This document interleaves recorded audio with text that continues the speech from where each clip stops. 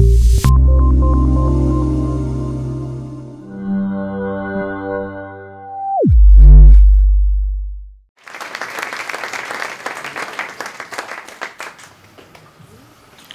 you take all the ants in the world in my right hand and all the humans in my left hand, the total biomass of ants outweighs humans. And because ants are so productive, their calorie consumption equals the calorie consumption of 30 billion humans. Yet, did you ever ask yourself, is there too many ants in the planet? Probably not. You know why? Because ants, with everything they are doing, are nourishing the planet. Every single activity of an ant has a positive impact on the planet. So now, what if us, 7 billion humans, with everything we're doing, would nourish the Earth instead of destroying it? Wouldn't it be awesome? And that leaves us with one question. Are there some people already in this planet doing that? Well, to be honest with you guys, 6 years ago, we were quite far from this philosophy. We used to work for a multinational company in Mexico called Airbus. Our job was to sell planes to Mexican airline companies. And though we had decent work conditions, every single day, going to the office, we kept questioning ourselves.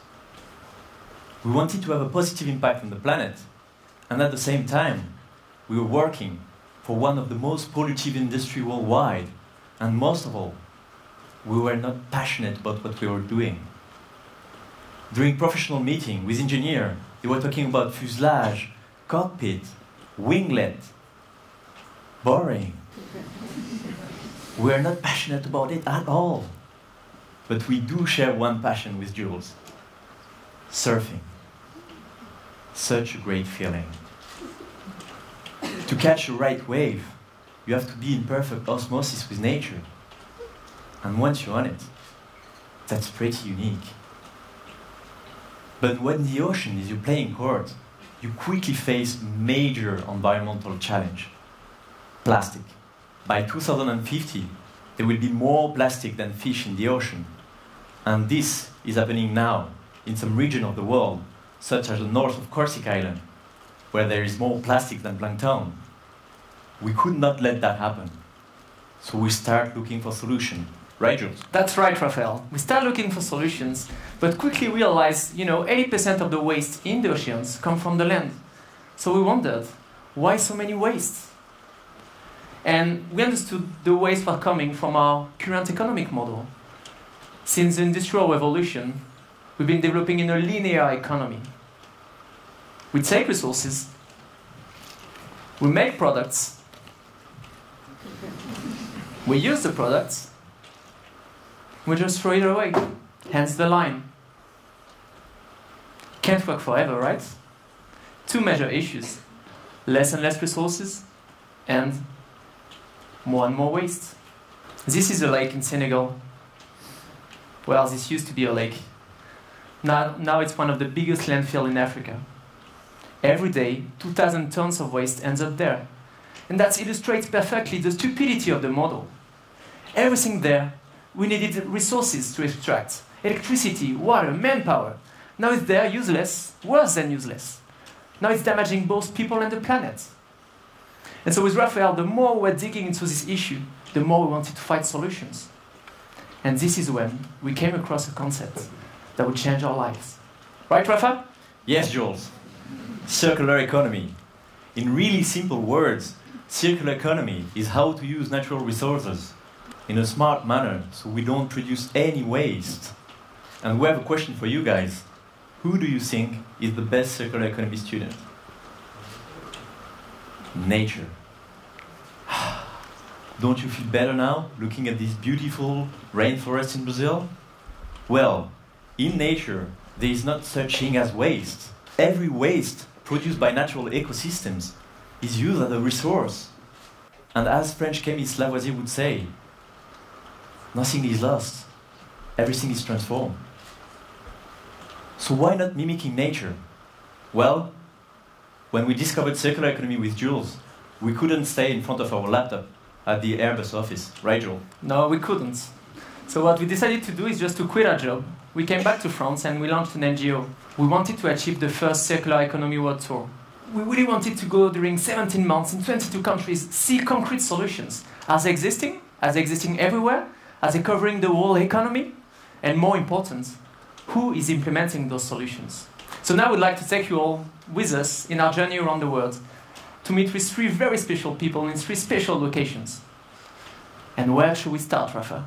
Well, let's go to the US, Joel. USA, one of the most pollutive countries worldwide after China. And do you think things are gonna change with this little blonde guy? Well, as you know, climate change mainly comes from CO2 emission. So we tend to consider CO2 as waste. But let's go back to nature. In nature, CO2 is used as a resource. Plants need CO2 for their photosynthesis process. Spiders need CO2 to produce their web. We as humans even need CO2 to breathe. So why not mimicking nature and using CO2 as the resource? Well, when we were in California, we had the chance to meet with Mark. Mark, after graduating from Princeton University, wanted to tackle this issue. He worked for a couple of years with his partner in his garage and finally cracked a solution. He invented a technology that could convert CO2 that comes from landfills and companies into a bioplastic that is 100% recyclable. It has the same technical properties as conventional plastic coming from fossil fuels. And cherry on the cake, it's price competitive. Here is an example of what we can do with CO2, a willing share. Such an innovation can change a whole industry. But we don't need a PhD degree from Princeton University to do circular economy. Right, Jules? Oh, no, you don't. What you can do, what we all can do to be part of the circular economy is starting sorting our waste so that it can be recycled. You know, here in Europe, we tend to sort our waste into 3, 4, 5 categories, more or less. Obviously with French, with Raphaël, as you figured. And back in France, you know what we do when we are asked to sort our waste? We do what we do best. We complain. So now we'd like to take you to this little town in Japan, Kamikatsu, where they do things slightly differently. Can you guess in how many categories they segregate their waste? Who says more than 10? More than 20? And the answer is 45. Amazing, right? Thanks to this innovation, this city recycled 80% of their waste, aiming at 100% by 2020. And this is happening thanks to the tenacity of this young entrepreneur, Akira, making the first zero-waste town in Japan. Hey, Raph! It's a nice pair of jeans you have there. Yes, Joel. It's a circular pair of jeans. A circular pair of jeans? What is it? Well, do you know how many liters of water are needed to produce one pair of jeans? I don't know, man. 50? Maybe 100? 10,000 liters. 10,000 liters are needed to produce just one pair of jeans. It's huge. It's the equivalent of 500 baths. But once again, there is a solution. At the early beginning of our world tour, we went to the Netherlands and had the chance to meet with Bert. Bert is the co-founder of Mud Jeans. He eco-designed his jeans so that at the end of their use, they can be easily recyclable. Instead of selling it to the consumer, he rent it to them. And at the end of their life, he take it back from them and make new jeans out of old jeans. Thanks to this process, among other things, he managed to reduce water consumptions by 70%. It's huge. But today we talked about Bert, Akira, Mark. These entrepreneurs are just 3 entrepreneurs among many others. Right, Joe? Again, you're right, Raphael. During the world tour, we met with 150 entrepreneurs having all amazing solutions, covering every sector of the economy, making huge impacts. Since we're back in France, we launched a network of more than 400 circular economy solutions, and they all answer one question. Yes, we do have the solutions to build a different economy. All these entrepreneurs, they are the ones driving the change, making it possible to shift from a linear economy to a circular economy, more respectful of both the people and the planet. And that's nearly the end of our talk, Raph. Anything you want to add? Yes, Jules. Well, let's go back to our little hands from the beginning. What if, like these hands, we just could create positive externalities? What if we could be entrepreneurs for good? Entrepreneurship is not just about creating a company. We believe that entrepreneurship is the way we behave to leave a positive impact on the planet and for future generations. So let's be like these ants and drive the change. And as the Dalai Lama would say, if you think you're too small to make a difference, well, try sleeping with a mosquito. Thank you. Thanks.